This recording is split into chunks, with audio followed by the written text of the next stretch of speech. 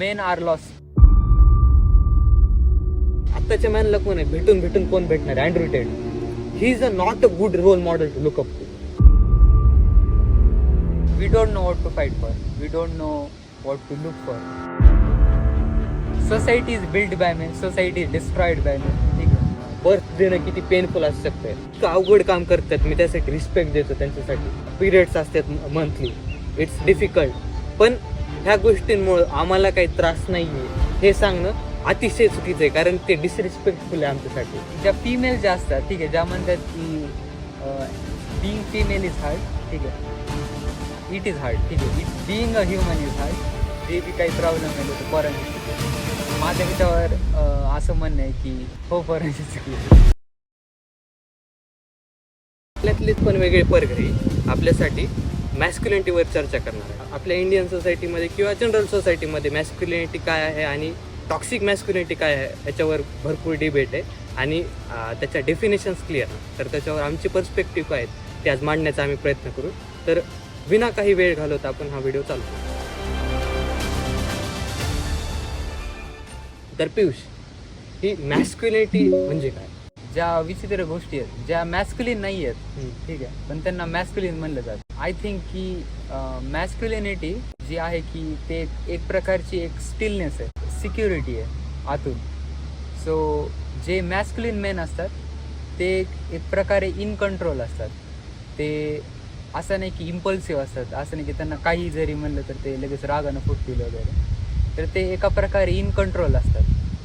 जे मॅस्क्युलिन ट्रेट्स असतात, जे प्रोटेक्टिव्हनेस झालं, जे प्रोव्हाइडिंग नेचर जे असतं, सो हे ट्रेट्स त्यांच्यामध्ये सापडतात. आय थिंक की हे मॅस्क्युलिन मेन असतात. आणि मला काय वाटतंय, सोसायटीमध्ये मॅन जे आहेत ते खूप मिसअंडरस्टूड आहे, कारण मॅन सहसा बोलत नाहीत अशा गोष्टींवर. तर आमच्या कॉलेजमध्ये मॅडमनं असाच प्रश्न केला होता की जर इतक्या स्त्रिया तुम्हाला म्हणतात समजा भाषणामध्ये की माणसं अशी असतात, माणसे तसे असतात किंवा टॉक्सिक असतात माणसं, मग त्याच्यावर कोण उठून कधी म्हणत नाही की आम्ही नाही टॉक्सिक किंवा मी त्यातलं नाही किंवा सगळेच माणसं टॉक्सिक नसतात असं कोणी उठून म्हणत नाही. मग ते म्हणायला पाहिजे असं त्यांचं मत होतं, जे की मला खूप आवडतं. मॅनला टॉक्सिक का म्हणतात किंवा मॅस्क्युलिनिटीला टॉक्सिक का म्हणतात? टॉक्सिक गोष्टीला मॅस्क्युलिनिटी सोबत जोडले. सो इथंच सोसायटीचं डाऊनफॉल सुरू झाले बघू शकतो आपण. कारण मॅस्क्युलिनिटी जे की बेनिफिशियल असते सोसायटीसाठी, त्याला एका वेमध्ये निगेटिव्ह पोर्ट्रे केलं जात आहे. म्हणजे एकतर फर्स्ट ते टॉक्सिक मॅस्क्युलिनिटी शब्द मी तर डिलीट करून टाकणार आहे माझ्या डोक्यातनं. लॅक ऑफ मॅस्क्युलिनिटी प्रॉब्लेम क्रिएट करते, मॅस्क्युलिनिटी प्रॉब्लेम क्रिएट नसते करत. मला असं वाटतं की मॅस्क्युलिनिटीचा अर्थ जे मिसअंडरस्टूड केल्यामुळे असे प्रॉब्लेम्स क्रिएट होते. मला त्याची दोन कारणं वाटते. पहिली गोष्ट तर मॅस्क्युलिनिटी ट्रेट आहे ती अशी काही टॉक्सिक किंवा ही नाही आहे. समजा जर ज्यांच्या लाईफमध्ये असा एक्सपिरियन्स आला की एक टॉक्सिक मॅस्क्युलिनिटी, त्यातले दोन चान्सेस असू शकतात गोष्टींचे. एक तर ते मिसअंडरस्टूड आहे आणि दुसरं ते बॅड पर्सन. कसं आहे, त्या बॅड पर्सनमुळे सगळ्याच मेल प्रजातीला, सगळ्यात पुरुष प्रजातीला टॉक्सिक म्हणून लेबल करणं हे चुकीचं होतं. जे एकदमच कंट्रोलिंग असतात, ओव्हर प्रोटेक्टिव्ह असतात, ते मॅस्क्युलिन असतात. त्यांच्यात जी गोष्ट करण्याची जी इच्छा असते ना, ते एका इन्सिक्युरिटीमधून येते. त्यांना जी ओव्हर जेलसी जी फील होते ना, ती त्यांना असं एका आतून फील होत असते की जे एका लहान मुलासारखे असतात की नाही असं नाही. आणि ते खूप इमॅच्युअर असतात इमोशनली. सो त्यामुळं जे इमोशनली इमॅच्युअर मेन जे असतात, टॉक्सिक जे मेल असतात, ते तशा गोष्टी करतात. ह्या म्हणजे आत्ताच्या सोसायटीमध्ये काय वाढ होईल याची, समजा जर एका स्त्रीनं तुला रिजेक्ट केलं तर तू जर हेल्दी असलास तर तू ती गिळू शकतोस, एक्सेप्ट करू शकतोस. पण तू जर अनहेल्दी असतील ना तर तुला ते एक रिझेंटमेंट, एक कडवटपणा येते त्या पूर्ण प्रजातीवर. सेम आता ह्याचं कसं आहे, जी टॉक्सिक मॅस्क्युलिनिटी आहे, मला बी आवडत नाही शब्द पण वापरावं लागेल, तसंच सेम टॉक्सिक फेमिनिटी पण आहे. पण त्या गोष्टीवर कोणी बोलतच नाही. कधी तू इंटरनेटवर गेलास का, सगळे टॉक्सिक मॅस्क्युलिनिटीवर शिवाय देतो. आणि मेन गोष्ट ही जी मॅस्क्युलिनिटी किंवा फेमिनिटी आहे ना, ते एक गोष्ट आहेत, ते लेबल्स आहेत. आता एखाद्या लेबल समोर जर तुम्ही महात्मा लावलं, समजा महात्मा गांधीजी, मग त्याच्या पुढे तुम्ही एक बेकार गोष्ट लावूच शकत नाही. ही मॅस्क्युलिनिटी आणि फेमिनिटी ही चांगल्या गोष्टी आहेत, जी की पुढे लावल्या जातात. आणि जी टॉक्सिक आहेत खऱ्या प्रकारे, तर ती खऱ्या प्रकारे नाहीतच. टॉक्सिक मॅस्क्युलिन माणूस नाहीच.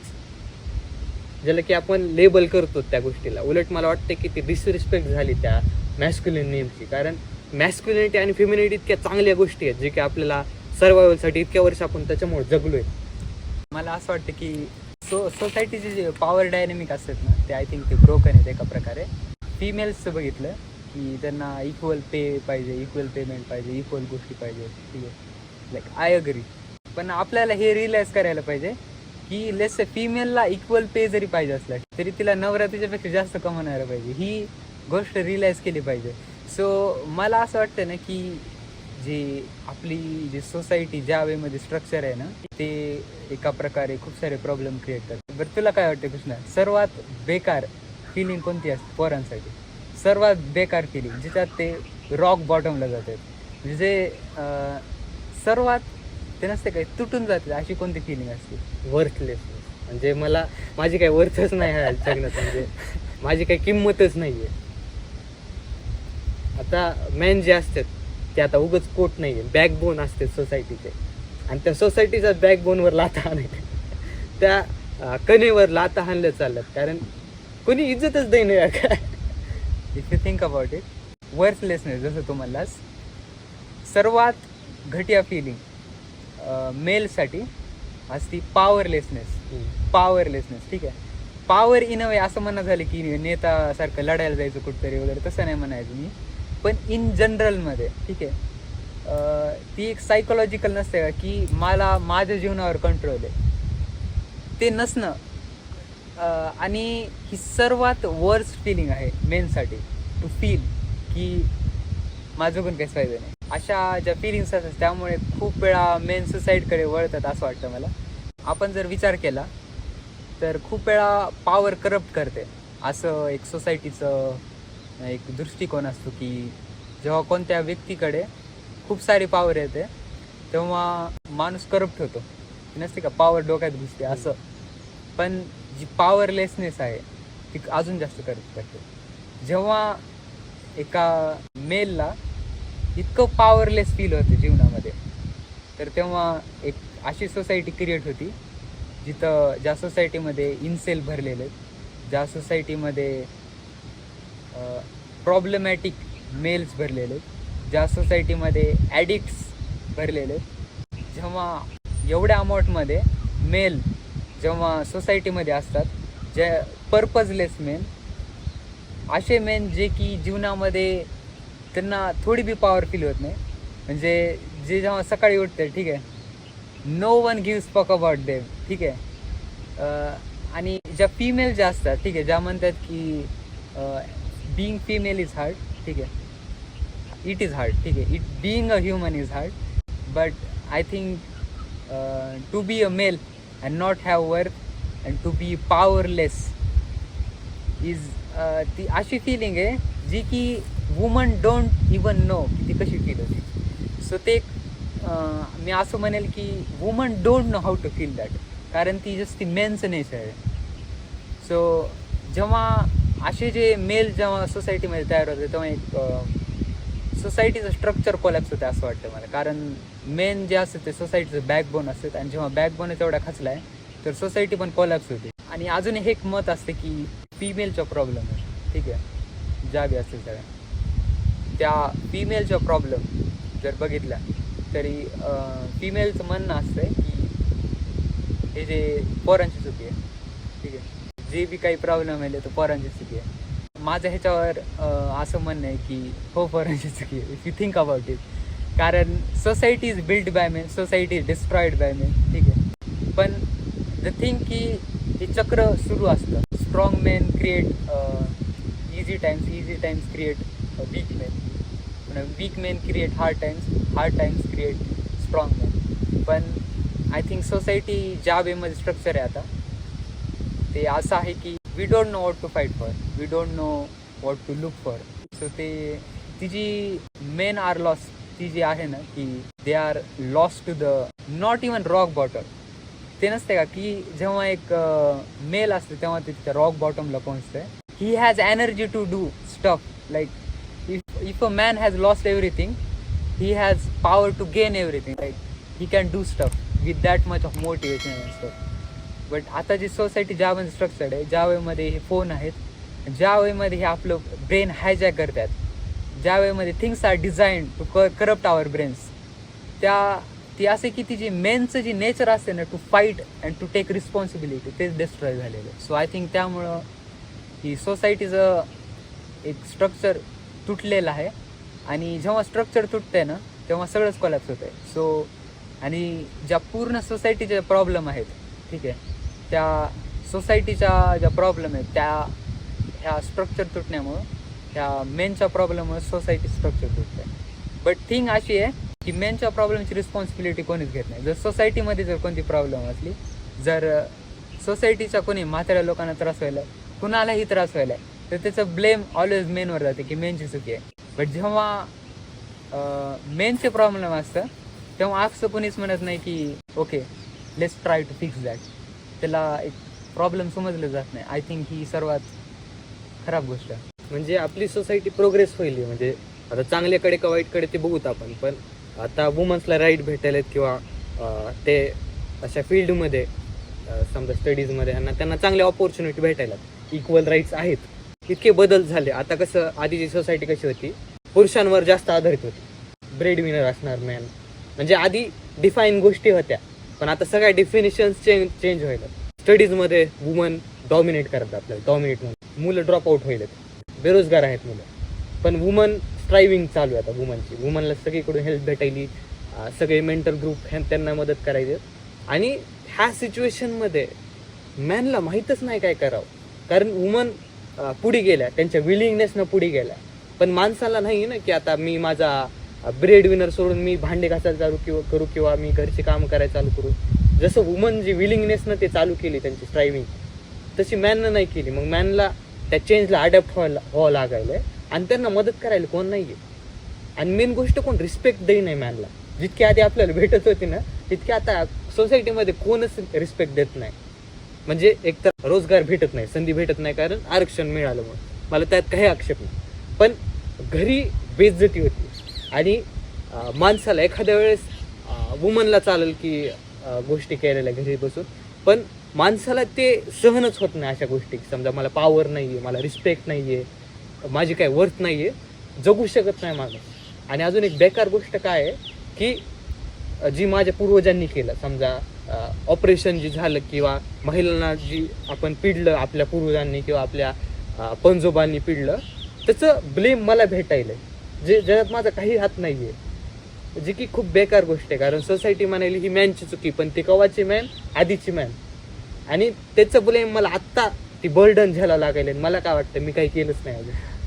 आणि बरोबर म्हणलं बरं का की वुमनला असतेच प्रॉब्लेम्स, अवघड प्रॉब्लेम असतात. मला माहिती आहे की बर्थ देणं किती पेनफुल असू शकतं. ॲक्च्युली ती मोस्ट पेनफुलच्या लिस्टमध्ये दुसऱ्या नंबरला आहे. फर्स्ट आहे बर्निंग आलं आहे, म्हणजे जिवंत जळणं हे सगळ्यात पेनफुल, आणि त्यानंतर बर्थ देणं पेनफुल आहे. इतकं अवघड काम करतात, मी त्यासाठी रिस्पेक्ट देतो त्यांच्यासाठी. पिरियड्स असतात मंथली, इट्स डिफिकल्ट, पण ह्या गोष्टींमुळं आम्हाला काही त्रास नाही आहे हे सांगणं अतिशय चुकीचं आहे. कारण ते डिसरिस्पेक्टफुल आहे आमच्यासाठी. आम्ही काही करत नाही तर आमचं जीवन खूपच सुखी असं बिलकुल नाही. ॲक्च्युली फोन काढ, मला तुला काहीतरी दाखवायचं. म्हणजे जी अमाऊंट ऑफ रिस्पॉन्सिबिलिटी आम्हाला जन्मल्यापासून किंवा एका नोईंग स्टेटपासून भेटती ना, जे आम्ही विचारलेली पण नसते, आम्हाला ती मनानं दिली जाते. तसंच एक उदाहरण द्यायचं झालं तर सिंचन कार्टून बरं का, लिटरली कार्टूनमध्ये हे दाखवलं चाललं, जे की रियालिटी.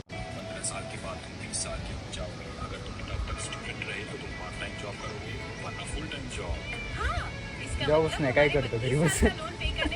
32 साल चालू.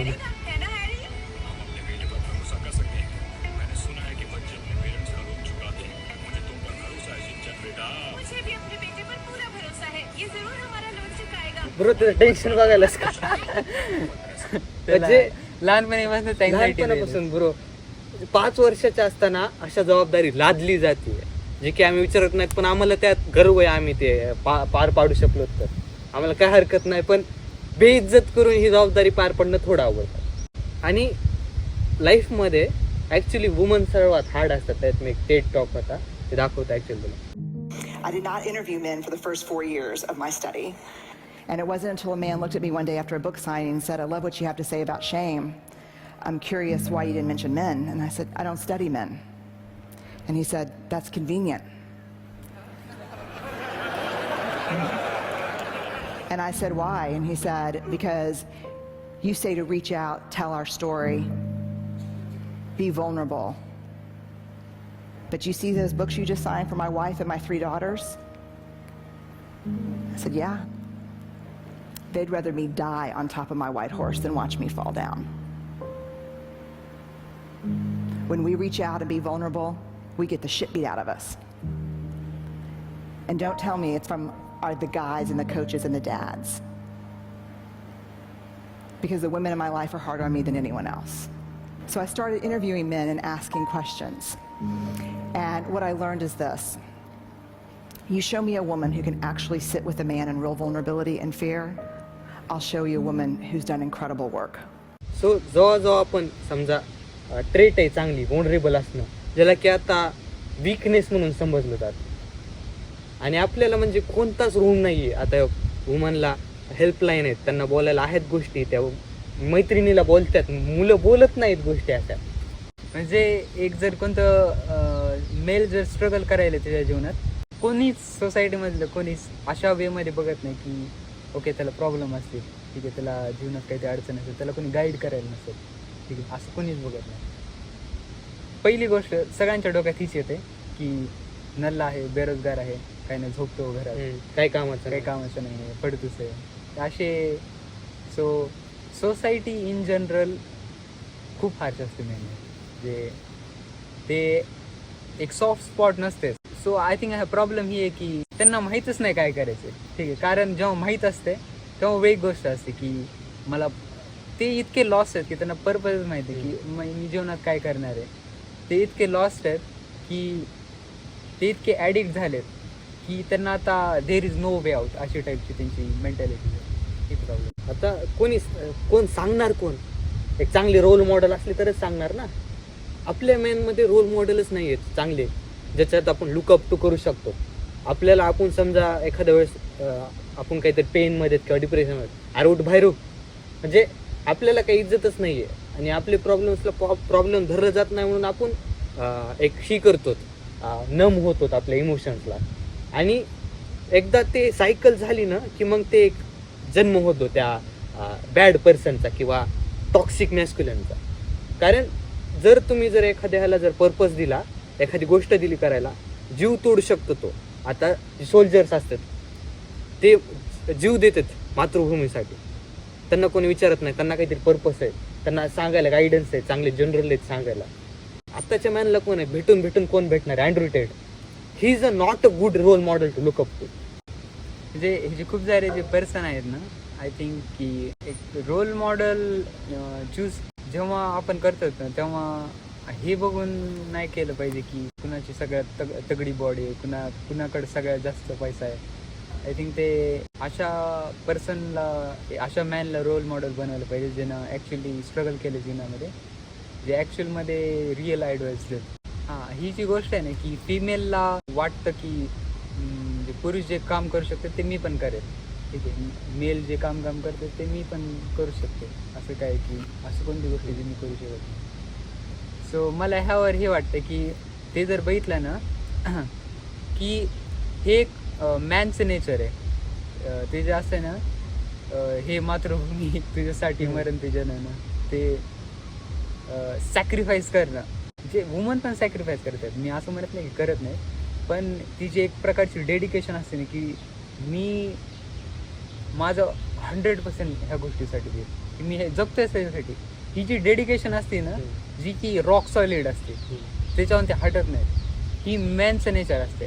त्यामुळे ते वॉरमध्ये जाऊन लढतात. आणि जी मेनचं नेचर असते ना, we are literally biologically wired for pain. आपल्याला जितकं जास्त पेन भेटेल जीवनात, जितकं जास्त सफरिंग भेटेल, तितकी चांगली आहे. कारण men are not wired for comfort और प्लेजर. बट सोसायटी अशी झाली की मेनला comfort and pleasure instantly readily available.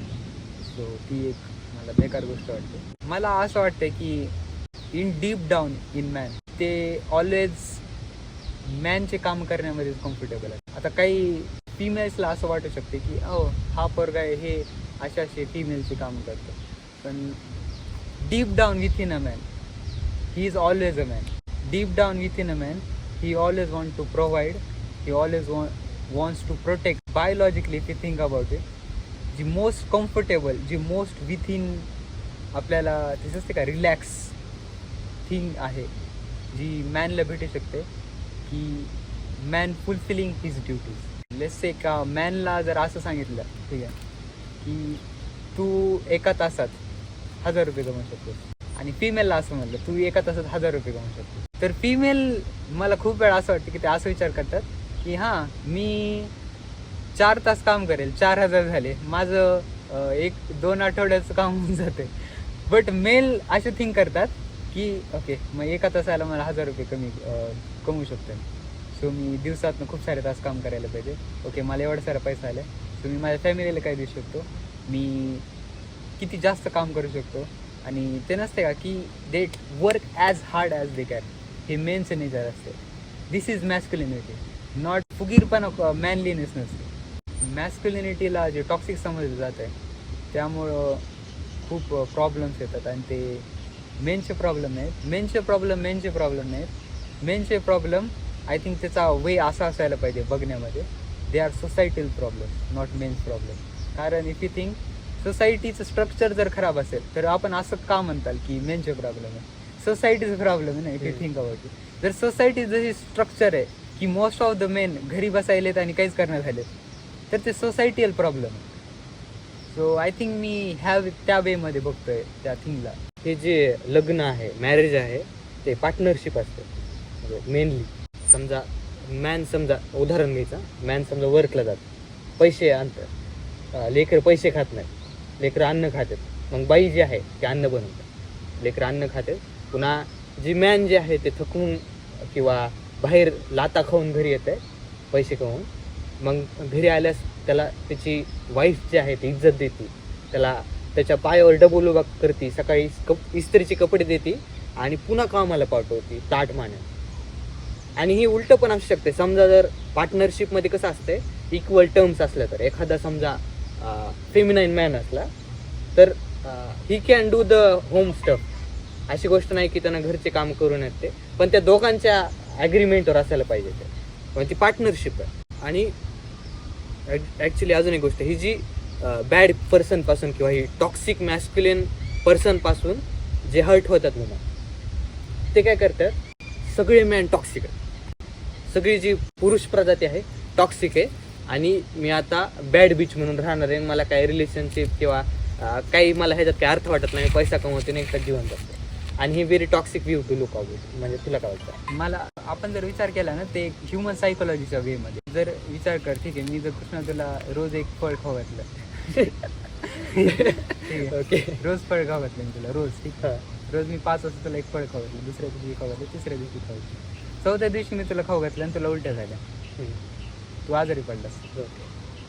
तर तुला तू जेव्हा आजारी पडशील ना, तू तेव्हा काय विचार करशील, सगळ्याच फळामध्ये काहीतरी मिक्स केलं होतं, सगळ्याच फळामध्ये काहीतरी प्रॉब्लेम होतं, त्यामुळे मला असं झालं.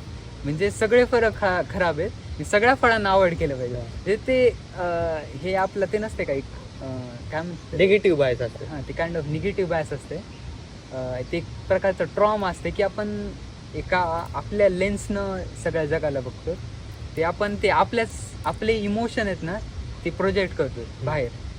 सो जर एक पर्सन जर निगेटिव्ह आहे ना आत, ठीक आहे, त्याला पर्सनला जर ट्रॉमा आहे ना मध्ये, तर ते पर्सन असं कधीच विचार करत नाही, तू पुन्हा आजारी पडल्यानंतर असा विचार करणार नाही की नाही त्या फळामध्ये काही प्रॉब्लेम नसेल, मी सकाळी काहीतरी खाल्लं असेल त्यामुळे मला तसं झालं असेल. तू काय विचार करणार, मी काहीतरी त्या फळामध्ये मिस केलं त्यामुळे तुला तसं झालं. मला असं वाटतं की फिमेल्सने रिअलाईज करायला पाहिजे की त्यांच्या फिलिंग्स, ओके ठीक आहे मला असं वाटायला आता, जर आपण स्वतःला अंडरस्टँड केलं ना की आपल्याला ह्या फिलिंग्स आहेत आणि आपल्याला ह्या सर्टन कारणामुळं मला अशा फिलिंग्स आहेत, जर आपण ते पॅटर्न समजून घेतला ना की मी असं का विचार करते वगैरे, जर आय थिंक फिमेल्सला एक मदत होती, स्वतःला समजून घेऊ शकतात आणि त्यांचा ट्रॉमा हील करू शकतो असं वाटतं मला. म्हणजे ही जी वुमन जी हर्ट झाली तिचं ॲक्च्युली पूर्ण माइंडसेटच चेंज होत आहे की काय आहे मॅस्क्युलिनिटी. आणि ते ॲक्च्युली जी हेल्दी मॅस्क्युलिन गोष्टी आहेत का त्याला पण टॉक्सिक समजतं. त्याचं प्राईम एक्झाम्पल माझ्या हातात आहे. Finally a shirt for guys that think holding doors is the same as slaying dragons. म्हणजे किती चांगली गोष्ट आहे. समजा मी माझ्या वुमनसाठी दार उघडायलो म्हणजे एक शो ऑफ रिस्पेक्ट आहे, त्याला कंट्रोलिंग होईल असं समजलं जातं ह्या माइंडसेटमुळे. पण ॲक्च्युली खूप चांगला जस्चर आहे. मग एकदा तुझं जर माइंडसेट खराब झालं ना, तू बरोबर मानलास की मला बाकीचे फळं पण नासके वाटते तुझे आणि त्या सगळ्या फळांचं मला काहीतरी झालं विषबाधा असं वाटतं. मग तू विचार कर ना, जर तू खरंच माझं फळ खाऊन आजारी पडलास आणि मी जर तुला पुढच्या वेळेस एकदम चांगलं जरी फळ दिले ना, तर असं विचार करणार की ब्रो मी आजारी पडेल का. ती कसं आहे आपल्या डोक्यात निगेटिव्ह बायस असते बायोलॉजिकली, कारण आपण सर्वायवलसाठी निगेटिव्ह बायसवर खूप रिलाय करतो. मग ती आपल्याला ती बायसेस आपल्या डोक्यातले समजून ह्या गोष्टींना काउंटर करायला पाहिजे आणि कधीच विचार करायला पाहिजे नाही की एक फळ बेकार आहे म्हणून बाकीचे सगळे फळ बेकार असू शकतात. बाकीचं दुसरं अजून गोड पण असू शकतं ना. जर आपल्याला स्वतःचे पॅटर्न जर समजले तर आपल्याला कळतं की आपण त्याच्यापासून एका प्रकारे मूव्ह ऑन करू शकतो. पण जर त्या इमोशनला जर आपण रियालिटी समजलं ना, तर आपण ते आपल्या इमोशनच्या धुरामध्ये आपल्याला रियालिटी दिसत नाही असं वाटतं. राग असतं ना तेव्हा ते लॉजिक कधीच बघू शकत नाही. आपल्याला जेव्हा रियालिटी आणि लॉजिक बघायचं असेल ना, we have to be silent and calm to see the reality. आता सगळं आपण समअप करायचं असेल तर एक फळ नासके म्हणून बाकीचे फळ नासके असतील असं बिलकुल विचार करायचा नाही. कारण लोकात म्हणजे कसं आहे, चांगली लोक पण असतात आणि वाईट लोक पण असतात आणि मॅनला रिस्पेक्ट भेटायला पाहिजे. असं नाही की तुम्ही बेइज्जत करायला. रोल मॉडेल चांगले पाहिजेत आपल्याला, ज्यांना आपण खरंच लुकअप टू करू शकतो, म्हणजे की खरंच चांगले मॅन. आणि वुमनपासून जर समजा सोसायटीच्या रिजेक्शनपासून जर एखादा मॅन हर्ट असेल तर त्या मॅनचा पण व्ह्यू सोसायटीवर चांगला असायला पाहिजे की स्वतःला मी स्ट्रॉंग बनवलं आणि आय विल प्रूव्ह देम की यू आर रॉंग. असं नाही की आपण पण सिग्मा होऊन की मला पण काही फरक पडत नाही किंवा एक नम होऊन मी एक भारी माणूस झालो असा विचार करण्याची कोणतीही गरज नाही. तुम्ही वनरेबल होऊन पण स्ट्रॉंग असू शकता. Vulnerability is a sign of strength. मेनचे प्रॉब्लेम इज इक्वल टू मेनचे प्रॉब्लेम नाही, मेनचे प्रॉब्लेम इज इक्वल टू सोसायटील प्रॉब्लेम. आणि जी मॅनला जी ब्लेम केलं जाते ते कुठेतरी थांबवायला पाहिजे की जी आधीच्या काळात लोकांनी केलं ऑपरेशन वुमनवर, त्याचा आत्ताच्या सोसायटीतल्या मॅनला ब्लेम करून काही फायदा नाही. आणि इक्वल राईट्स आणि इक्वल पेला आम्ही पण ॲग्री करतो ॲक्च्युअलमध्ये, कारण चांगली गोष्ट आहे. समजा इक्वल राईट भेटायला तर इक्वल पे आपल्या कामावर असतो. असं नाही की मी काहीच करणार नाही मला इक्वल पे पाहिजे. That's not how it going to work. Man पण ढासळू शकतात, त्यांना पण इमोशन असतात. आम्ही काय असं नाहीत की आम्हाला काही इमोशन्स नाहीत. प्रत्येक मॅनला इमोशन असतात. मग ते सॅड होऊ शकतो, काय हरकत नाही. वनरेबल होऊ शकतो, काय हरकत नाही. मग मॅनला ते एक रूम क्रिएट करणं. आता ते टेड टॉकमधली वुमन म्हणली की एखादी वुमन जर बसू शकली माणसासोबत त्याच्या वनरेबल स्टेटमध्ये तर ती स्ट्रॉंग वुमन आहे. She is a woman who had work on her सेल्फ. मग तसे आपण मॅनला थोडी होपफुल नजरेनं बघायला पाहिजे. आणि तेवढंच आजच्या परग्रहीच्या व्हिडिओमध्ये ह्या व्हिडिओमध्ये आम्ही थोडं जरा डिफेंड केलं आमच्या फेलो मॅनला आणि रिॲलिटी काय आहे आणि सोसायटीला काय ऐकायची गरज आहे ते सांगण्याचा प्रयत्न केला. आणि जे की आमचा पर्स्पेक्टिव्ह आहे आणि आमचं ओपिनियन आहे जे की तुम्ही पण सांगू शकता इन कमेंट सेक्शन. ह्या व्हिडिओला लाईक करायला विसरू नका. अजून आमचे पॉडकास्ट आहेत तिथं पण चेकआउट करू शकता. मी डिस्क्रिप्शनमध्ये लिंक टाकतो. So thank you for watching. भेटूया नंतरच्या व्हिडिओ.